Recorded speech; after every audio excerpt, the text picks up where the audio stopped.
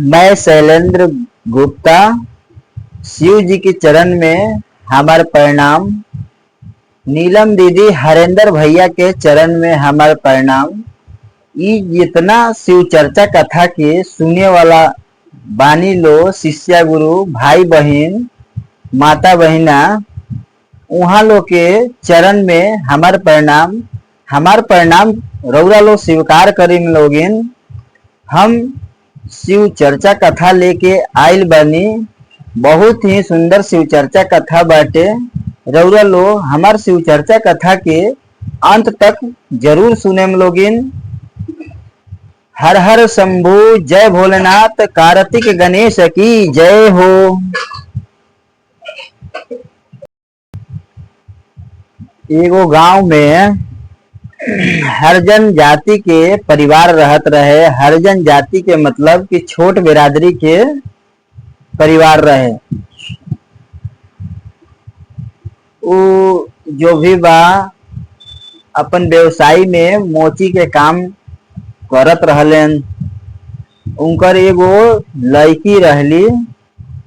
लड़की शुरू से ही बहुत भक्ति भाव, बच्चे से ही बहुत भक्ति भाव, पूजा पाठ करस।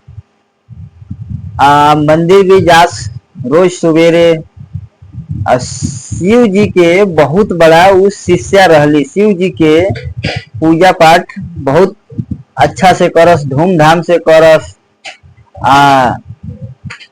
ऐसे ही धूमधाम से कोयला के वजह से आसपास के लोग, गांव के लोग कहे लागल कि हो न हो पहिलका जन्म में ब्राह्मण घर के लड़की रहली हटे, लड़की होई हन।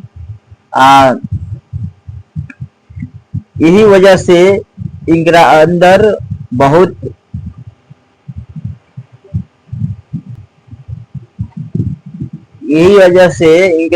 गुण बाटे। जो भी बात ज्ञानी बाड़ी, हो न हो कोनो ऐसा ऊंच नीच कर्म कैले बाड़ी। ये वजह से ई छोट बिरादरी में इनकर जन्म भइल बाटे। ऐसे ही कुछ दिन बाद धीरे धीरे सियान हो गईली। तो इनकर पापा टेंशन में रहे लगलन। फैमिली में राय विचार करे लगलन कि लड़की अब सियान हो गई बाड़ी, ई लड़की के कहीं शादी उदी कर देहल जाओ। तो ऐसे ही राय विचार कैला के बाद अपना लड़की से पूछे लगलन कि बेटी अब तरह के शादी कर देहल जाओ, शादी लायक तू हो गई बड़ू। तो मना कर देली। कहे लगली कि हम शादी ना करें, काहे कि हम पूजा पाठ करीले, भक्ति भाव करीले, कीर्तन जाके करीले। हम शादी करके जाएं तो जा ये सब के पाबंदी लगा दी लो, हर कोई मना करी। तभी फिर टेंशन में पड़ गईलन। ओकरा बाद कहलन कि ठीक बटे, कुछ दिन बाद देखल जाई, शादी के बात विचार बाद में कइल जाई। तो रोज सवेरे शाम जास पूजा करे मंदिर में। सबसे पहले जागते ही वो फूल लोढ़े फुलवारी में चल जास। तो फूल लोढ़े फुलवारी में जास तो वो फुलवारी में एगो सुगा इनकरा के रोज देखो। वो सुगा रोज देखो। तो एक दिन के बाद फूल लोढ़े गए सवेरे सवेरे। तो सुगा भी देखते देखते इनकरा फूलडाली पे आके बैठ गए। सुगा जैसे फूलडाली पे सुगा बैठा ताटे, तो सुगा के देख के तो हर कोई लुभा जाला। सुगा ऐसा पक्षी बाटे कि हर कोई लुभा जाला। इहो लुभा गईली। फूलडाली पे जैसे सुगा बैठल तो सोचली काहे ना हम इस सुगा के पकड़ी। तो पकड़े गईली तो सुगा पकड़ा गई। इनके हाथ में सुगा आ गई। अब सुगा अइला के बाद बहुत खुश हो गईली। खुश होके कहे लगली कि हम सुगा के ले जाता नहीं, सुगा के ले जाके अपना घरे पोसेम। रखवाली करें इस सुगा के। तो तुरंत ले गई अपना घरे, सुगा के पोसली, बहुत सेवा करस सुगा के। सुगा भी इनकरा के चाहे लागल, प्रेम करे लागल सुगा भी। जैसे सुगा सुगा भी इनकरा साथे साथे फुलवारी में आओ, फूल ई लोढ़े आवस तो सुगा भी साथ में आओ और साथ में जाओ। अब मंदिर जा पूजा करे तो मंदिर भी सुगा जाओ साथ में, फिर आओ। ऐसे ही प्रेम करते करते बहुत गहरा प्रेम हो गई ये लोग में। तो ऐसे ही कुछ दिन बीतला के बाद इनकर पापा फिर शादी के रिश्ता वगैरह के बात कैलन। एगो लड़का भी पसंद पड़ रहे, तो फिर राय विचार कैलक लोग अपना घर में। राय विचार कैला के बाद सोचल लोग कि काहे ना हम लड़की से अपना बात विचार कर ली। लड़की से राय विचार कैला के बाद शादी कैल गई। तो ये आके अपना लड़की से पूछत करन कि बेटी तारा खातिर हम एगो रिश्ता लेके आइल बनी, तू शादी कर ल। तो ये मना करे लगली, कहली कि ना हम शादी ना करें, शादी ना करें, वही में हमार भलाई बा। काहे कि हम पूजा पाठ करीने, बहुत धूमधाम से पूजा पाठ करी ले, कीर्तन करे जाई ले। शादी भइला के बाद ये सब पे पाबंदी लग जाई। तो इनका पिताजी भी गुस्सा हो गईलन, कहे लगलन कि काहे ना तू शादी करबू, ये धरती पे हर कोई आवेला तो शादी करे के पड़ेला। अब लड़का थोड़ी हो कि शादी ना भी हुई तो चल बन जाई, तू लड़की हो, शादी तेरा करे के पड़ी।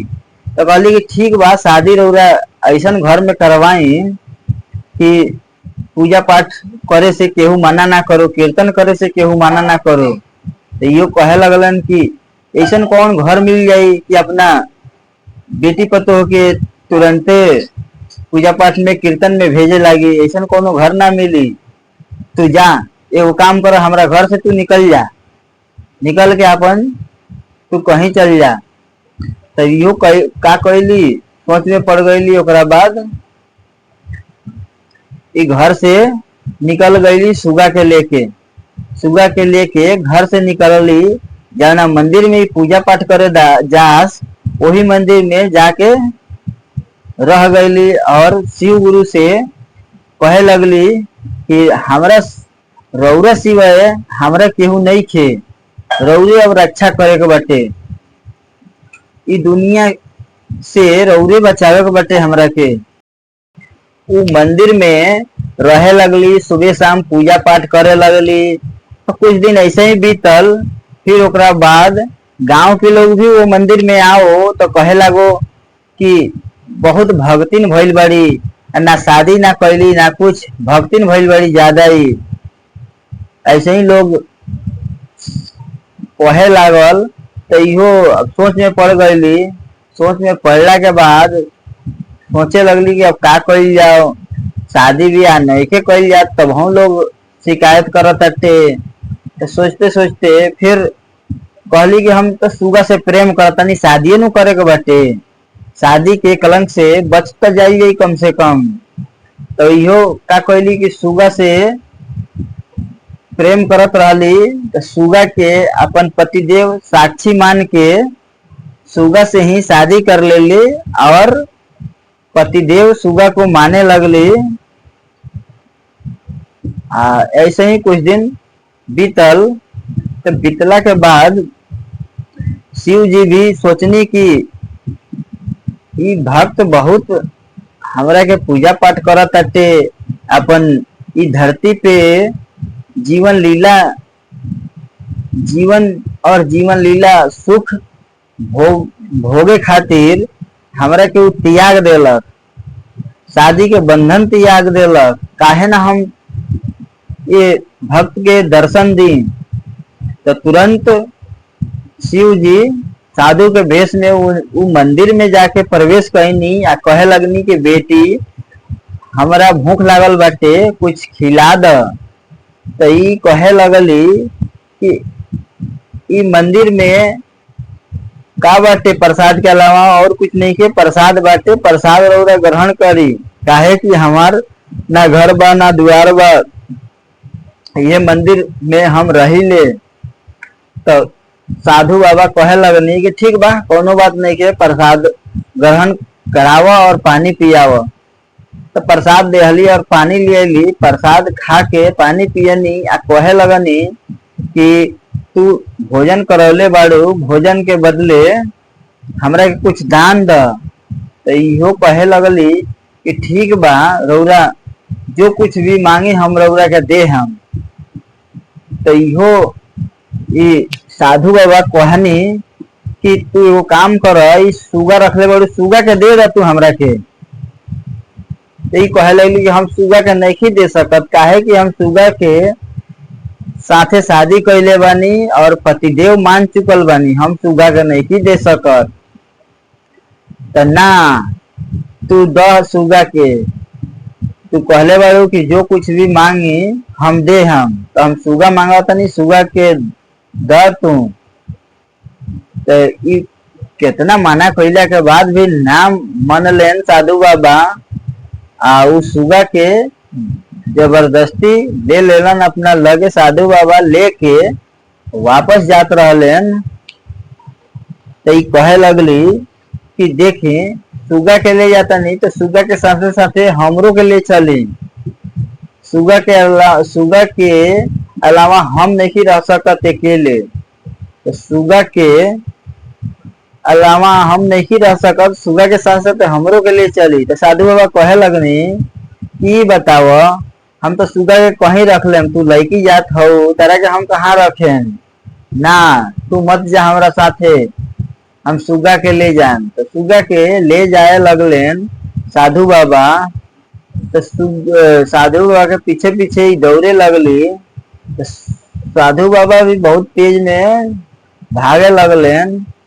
तो ई पीछे से दौड़त दौड़त जाके रास्ता में गिर गईली। तो गिरला के बाद तुरंत बेहोश हो गईली। तो शिव जी तो सबके दाता है, शिव जी सब समझत रहनी।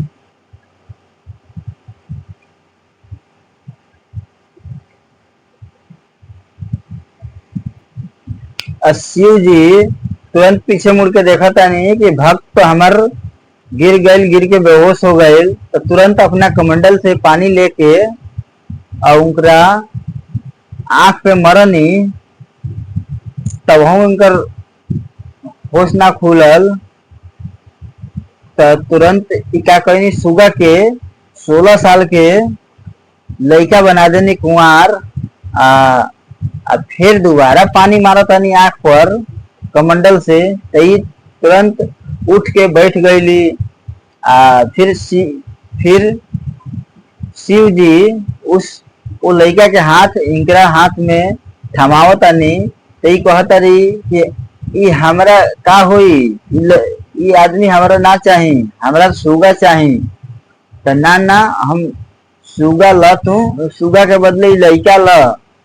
तो ई कहतारी ना, यही कलंक खाती हम तो शादी ना करनी हटे। तो तुरंत हो जा शिव जी प्रकट हो गईनी और कहे लगनी कि तारा भक्ति से हम बहुत प्रसन्न बानी। प्रसन्न भइला के कारण ही सुगा के मनुष्य रूप में परिवर्तित कर देले बानी, बदल देले बानी। तू ई आदमी के रख। तो कहली कि ना, ई दुनिया से लोग से हम बचे, कलंकित हो जाए, साथ में रखेम। तो शिव जी कहे लगनी कि ना, ऐसा कोनो बात नहीं है, इनकरा साथे रह, कोनो दुख ना होई, तारा आराम से सुखी से रहिया लोगिन। तुरंत वजह से कहे लगनी कि तू लो जा लो, आराम से हमार पूजा पाठ करिए लो, जाके अपन घर बसाओ लोगिन। तो तुरंत ही शिव जी के चरण में गिर गईली। और सुगा भी आदमी के भेष में शिव जी बनैले रहनी, वो चरण में शिव जी के चरण में गिर गईलन। गिरला के बाद वजह से आशीर्वाद लेला के बाद ये लोग गांव में आई लो। तो गांव में लोग देखता तो वाह वाह करे लागल। कहे लागल कि हमनी कहत रहनी सन कि लड़की बहुत विद्वान बाड़ी, चर्चित बाड़ी, चंचल बाड़ी, उ बात भइल। लोग भी अपना लेलक लोग। इनकर मम्मी पापा भी अपनैलक। जो भी बा साथ में रहे लागल लोग। ई दोनों लोग बहुत शिव जी के पूजा पाठ करो लो, भक्ति करो लो। लोग भी ये लोग के बहुत माने। हम शिव चर्चा कथा के यही जा अंत करे जाता नहीं। रउरा लोग के हमार शिव चर्चा कथा अच्छा लागल होई तो लाइक करें, शेयर करें, सब्सक्राइब करें, ज्यादा से ज्यादा कमेंट करें कि ताकि दूसरे शिष्य गुरु के पास हमार शिव चर्चा कथा जाई तो वो भी हमार शिव चर्चा कथा के देख के आनंद लिहन। शिव चर्चा कथा यदि हमरा अच्छा लागल हो कि तो कमेंट में जय भोलेनाथ जरूर लिखेम लो। जय भोलेनाथ, हर हर शंभू, कार्तिक गणेश की जय हो।